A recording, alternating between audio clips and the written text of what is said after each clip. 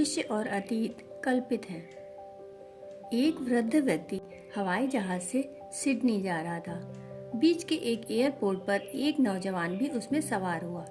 उस नौजवान के बैग को देखकर लगता था कि वह शायद किसी बीमा कंपनी का मुलाजिम था। नौजवान को उस वृद्ध व्यक्ति के पास की सीट मिली। कुछ देर चुपचाप बैठे रहने के बाद उसने वृद्ध से पूछा, सर, आपकी घड़ी में कितना समय हुआ है? वृद्ध कुछ देर चुप रहे, फिर बोले, माफ करें, मैं नहीं बता सकता। नौजवान ने कहा, क्या आपके पास घड़ी नहीं है? उस बूढ़े व्यक्ति ने कहा, घड़ी तो रखता हूँ मैं, लेकिन मैं आगे की सोच भी रखता हूँ। आगे की भी सोचता हूँ, उसके बाद ही कुछ करने का निर्णय लेता हूँ। अभी तुम मुझसे समय पूछोगे, क्या टाइम हो रहा है, और बाद में अपनी घड़ी में समय देखकर बता दूंगा। उसके बाद हम दोनों में वार्तालाप शुरू हो जाएगी। उसके बाद तुम कहोगे कि आप कहाँ जा रहे हैं। मैं तुम्हें जवाब दूंगा कि मैं सिडनी जा रहा हूँ।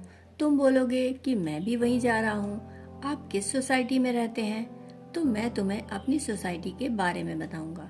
उसके बाद शिष्टाचार के नाते मुझे तुमसे बोलना ही पड़ेगा कि कभी अगर उधर से गुजरो तो हमारे यहाँ भी आ जाना। संयोगवश मेरे घर में मेरी एक नौजवान और सुंदर बेटी है। तुम अगर मेरे घर आओगे तो तुम्हारे अंदर उसके प्रति आकर्षण पैदा हो जाएगा।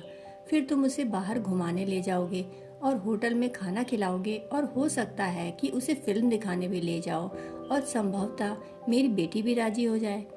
और कुछ समय बाद यह बात आगे चलकर प्यार में बदल जाएगी, और मुझे सोचना पड़ेगा कि मैं अपनी लड़की की शादी एक बीमा कंपनी के साधारण एजेंट से करूं कि नहीं, क्योंकि मुझे बीमा एजेंट बिल्कुल भी पसंद नहीं। इसलिए मुझ पर रहम करो और दोबारा टाइम मत पूछना। उस वृद्ध की बातें सुनकर उस नौजवान ने अपना सर पकड़ लिया और सोचने लगा कि मैंने तो सिर्फ समय पूछा था, इन महाशय ने तो पूरी फिल्म ही बना दी। हम सबको इस वृद्ध व्यक्ति की बात पर हंसी तो आएगी, लेकिन हम सब भी इसी तरह के हैं। हमारा मन लगातार बदलता रहता है। पल में वर्तमान में, पल में भविष्य में पहुंच जाता है। और जब हम भविष्य के बारे में सोचते हैं तो वह बहुत कुछ इस व्यक्ति की तरह ही सोची गई बातों की तरह बेसिर पैर की बातें होती हैं, क्योंकि भविष्य कुछ है ही नहीं। जो कुछ आप सोचते हैं वह केवल कल्पना मात्र ही है। जो भी आप सोचते विचारते हैं वह सब कल्पना ही है। जो आप विचारते हैं वह इतना ही व्यर्थ और पोल का पोल होता है, जैसे इस व्यक्ति का इतने छोटे से सवाल पर इतना अधिक सोचना। इसके लिए एक शब्द ही कहा जा सकता है कि बिना सिर पैर के सोचना। हम ज्यादातर वर्तमान में रहते ही नहीं और तुरंत ही भविष्य की बातें सोचने लगते हैं। जो पल हमारे पास है, हमारे सामने है, हम उसमें रह नहीं पाते, लेकिन यह पल ही वास्तविक पल है। भूतकाल और भविष्य काल, इन दोनों के बीच में मनुष्य का मन वर्तमान से अपरिचित ही रह जाता है। भविष्य और भूत दोनों मनुष्य की ही इजाद है।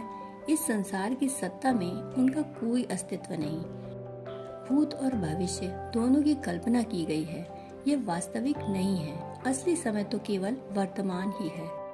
जो वर्तमान के इस पल को जीता है वो ही सत्य की गहराई तक पहुंच सकता है, क्योंकि वर्तमान का क्षण ही वह द्वार है जो आपको भूत और भविष्य में भटकाता रहता है।